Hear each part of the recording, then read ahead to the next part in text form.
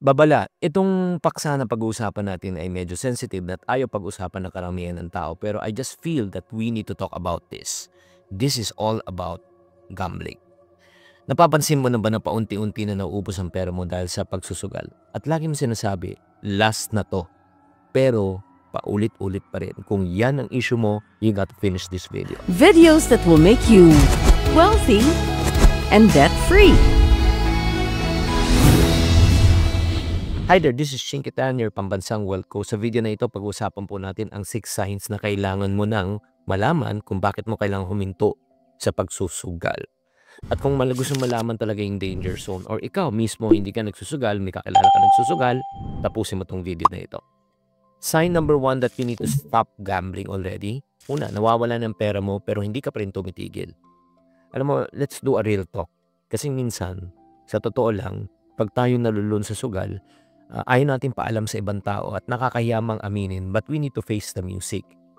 At always remember, ang pagsusugal po ay hindi negosyo. Mas madalas, ikaw po ang nalulugi. Well, let's be realistic. May nakita na ba kayong ika nga na parang kasino na nagsara? Wala. Laging talo na lang. Kasi po ang nangyayari po, ako nagsugal din po ako dati. I know that feeling. Diba? Yung parang pagka ikaw ay natalo, gusto mo makabawi. Kung ikaw naman ay nanalo, gusto mo pang mas manalo pa. So, tataya ka muli. Hindi mo namamalayan na mas malaki na pala yung talo mo kaysa panalo mo. Kahit wala ka ng pera, humahanap pa rin ng paraan para ika nga makapagsugal. Alam mo ito, ladies and gentlemen, I'm just saying this to you in love. Okay? Not in condemnation. Dahil nga alam kong mahirap pag ikaw ay nalulun dito. Kapag inuna mo ang pagsusugal kaysa financial security mo, nako, maniwala ka. Malaking red flag na yan. Second side that you need to stop gambling, yung parang nanghihiram ka na o nangungutang ka na or nagsisinungaling ka na para may pangsugal lang. That's a very dangerous sign, no? Kapag inutang mo kasi yung pangpusta mo, alam mo, ang hirap. Sobrang laki ng pressure. Pressure in the sense na kailangan manalo ka, pressure na kailangan mabayaran mo. At kung may utang ka sa kaibigan, sa pamilya o credit card, nako, patay tayong bata dyan. Minsan gumagamit ka na ng pera na hindi naman talaga sa iyo. Minsan pambayad ng bills o pang-tuition ng anak mo o pang-upa na pupunta sa sugal. At di mo na rin alam kung paano ka magbabayad at gulong-gulo na isipan mo. Sign number 3 that you need to stop gambling already. Affected na ang pamilya mo at relasyon mo. Diba, yung mga mahal mo sa buhay, nagagalit na ang pamilya mo dahil sa pagsusugal mo, lagi ka na lang nagsisinungaling kung saan napupunta ang pera mo, gumagawa ka ng storya, diba? Hindi mo na rin nabibigyan ng oras ang mga anak mo, asawa mo, dahil mas inuuna mo yung pagkalulun mo sa sugal. Kaya kung nagiging dahilan ang gulo sa pagsusugal, pumili ka. Anong mas mahalaga sa'yo, kapatid? Peace of mind or stress in your mind? Kaya I just want to do a shout out to B, to Mylene Ferrer and Romano Salcedo. Sana naman wala tayong mga kaibigan at kamag-anak na nalulun sa sugal. Sign number 4 that you need to stop. Yung parang hindi mo nakokontrol ang sarili mo. Yung minsan yung umpisa sa hindi, ano ko lang to, pastime ko lang to. Na umabot na alam mo na hindi na healthy dahil hindi mo na mapigilan ang sarili mo. Lagi mo na sinasabi again itong phrase na last na bet na to.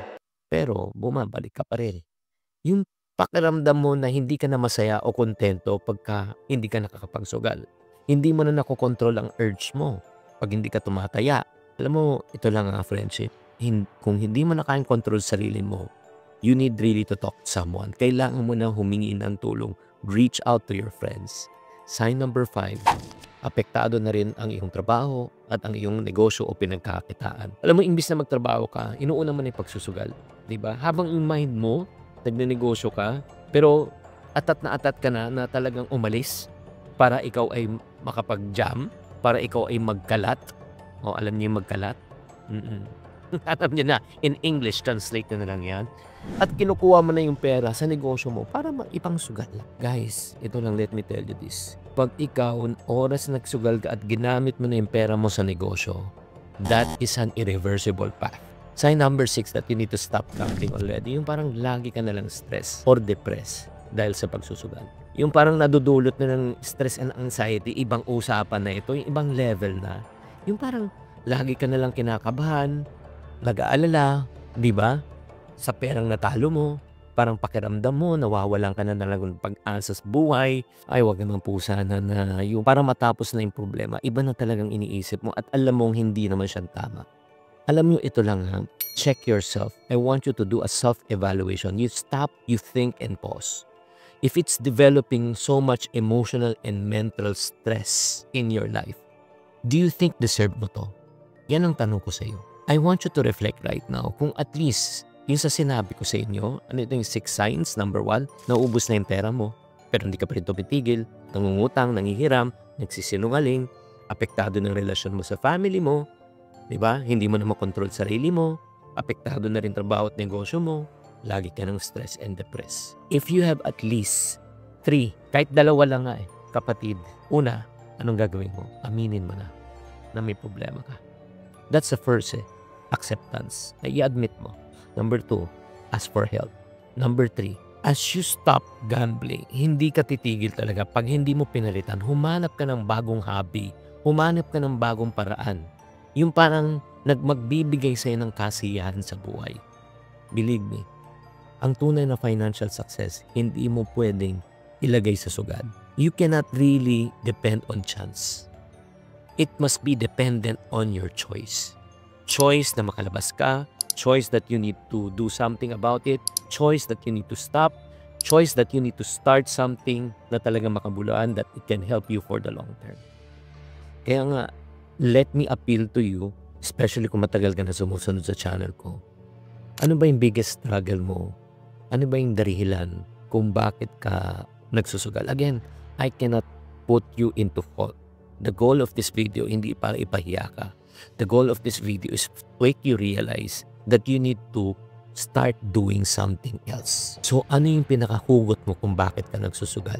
Pakitype na lang sa comment section. And if you really want help, I just want to encourage you to really follow this channel and then, again, watch more videos that can enlighten you, inspire you to get out of your gambling addiction.